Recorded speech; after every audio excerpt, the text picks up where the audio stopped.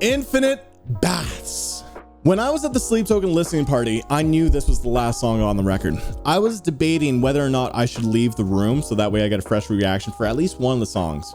But with this upcoming song that we're going to check out, which is I think the longest song on this record, I remember listening to this, but I really distracted myself from this one.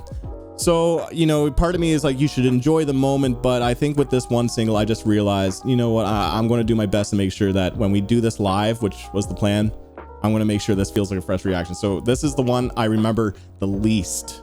Purposely. So let's have some fun. This is the last song off Even in Arcadia. This is Infinite Baths.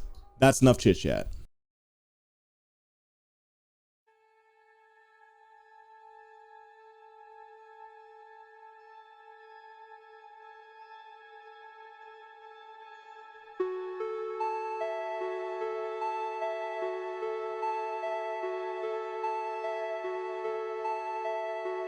Repetition is key. When you plucked me from the grotto, sounding like a supermodel.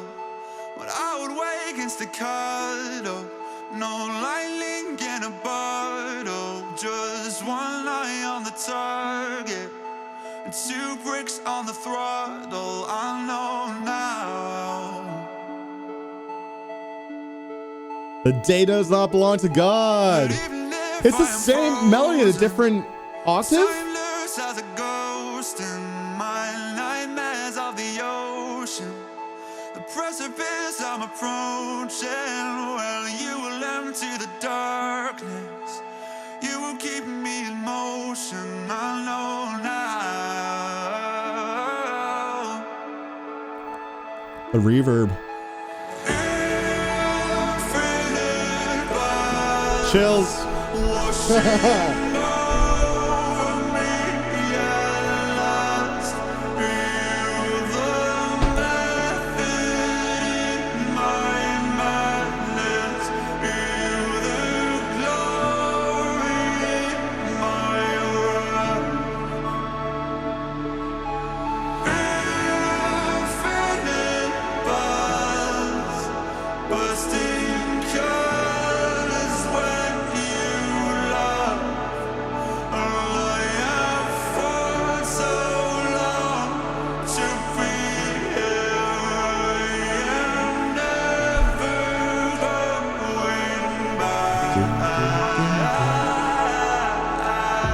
The repetition is still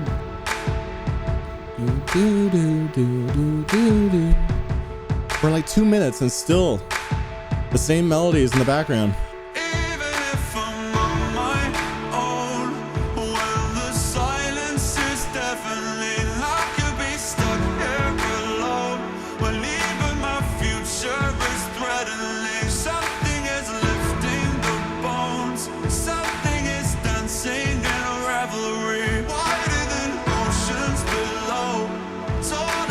Titans and box springs. The waters are warm.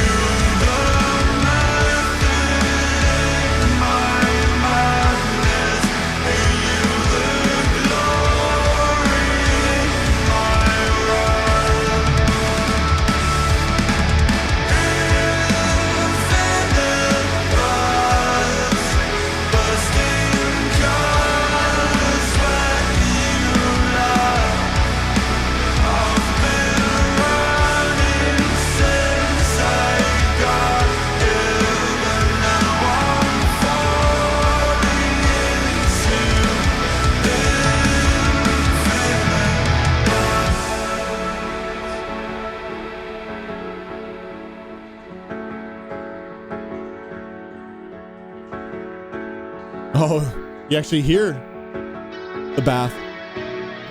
Right.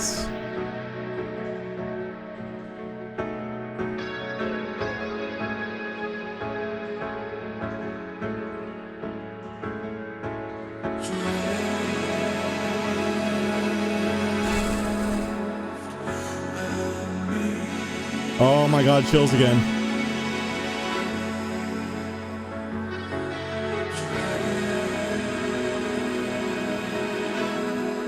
This is like the Contortionist or something. It's giving me that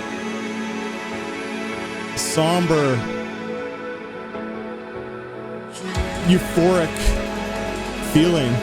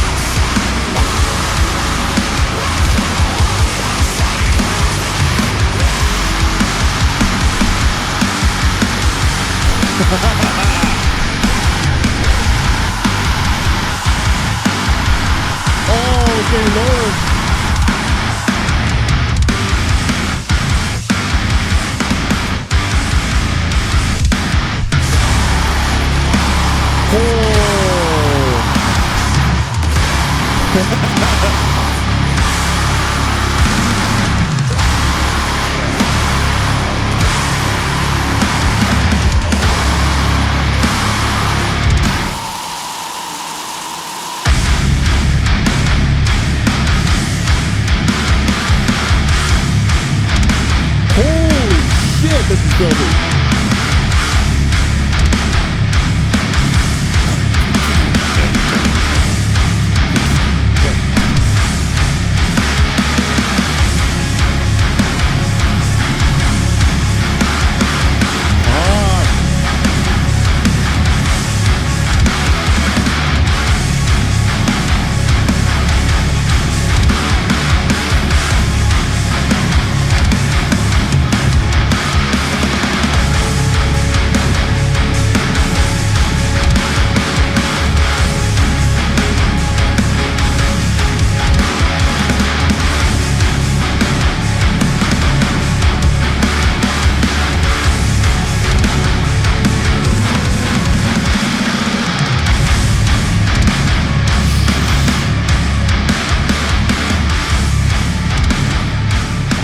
Taking away the keys. Emphasis on riff. Down.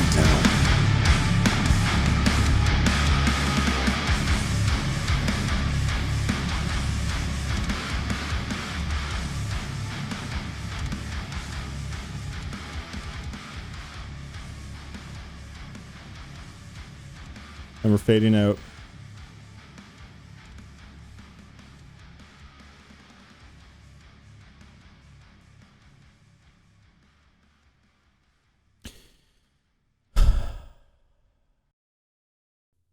First off, yeah, when I first heard that, I was closing my ears for most of the song. And people can argue that why be invited and do something like that? But it's for moments like this. It's exactly why I did this. I knew this song ended with a huge breakdown. I could hear it, but I couldn't hear what they were doing in terms of the riffs and the pitch shifting and all that and the screams. I just heard the beat. And I heard the repetition. I knew the album ended with this massive breakdown, but I don't remember how hard that went because I didn't hear it.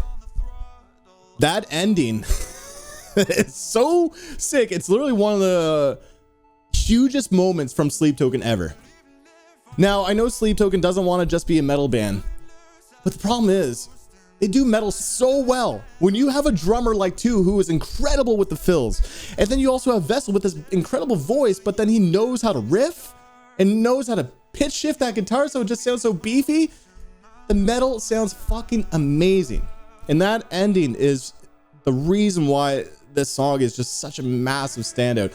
But the ending wouldn't have that same impact if it wasn't for the rest of the song, right? The song has this beautiful somber moment, like repetition from the first like 3 minutes of the song. But one of my favorite aspects is how it transitions into that euphoric bridge, if you want to call it a bridge. It's essentially a build-up before we get into that breakdown, but I love that contrast. It works so well. The flow with the music is what makes the Sleep Token's music just so incredible. How they flow from all these different moments is insane. The amount of times I listen to prog music and we go from like a cool guitar riff moment and then something here and like maybe they have like a cool transition, but it's all focused around, you know, a riff or a drum fill. Sleep Token's transitions are focused around mood and the layering. There's a lot of production obviously, but they pull this shit off live too. It's a testament to the songwriting and testament to how they can transition from all these different moving pieces. And another thing is that Sleep Token knows how to add the layering for these emotive moments, right? The breakdown hit, but then they start to add the same kind of feeling that they had in the bridge, the same kind of layering. I don't know if it's the exact same, but it's the same kind of like melodies in the background to make the breakdown feel a little bit more euphoric. But then they start pulling that away again and then focuses on the riffs. They know how to keep things interesting. For a song that's 8 minutes and 23 seconds long, there's no lull moments. The song is a journey and they know how to make everything keep surprising you as a listener. On first listen, I love this song. And I think on more listens, I'm going to enjoy it more, but this is definitely one of the standouts on this record. It's a fantastic closer. You know, it's different from Euclid. This is the first time they ended the album with a song that's not this emotional ballad. And I welcome the change. I think at this point it would have gone a little bit predictable if we got like Euclid 2.0, right? I think this was a cool way to end the album and trying to do something a little bit different. This was sick. I'm giving this one a 9.1 out of 10, and that is my thoughts on Sleep Token Infinite Baths. I'm curious to know what your thoughts are, so comment down below. Spice up my life. Guys, what you think about this song? I'd love to know. Also, if you've gotten to this point of the video and you haven't clicked off, then I appreciate you, man. Feel free to subscribe and feel free to leave like to the video. Other than that, thank you for tuning in. Till next time, peace.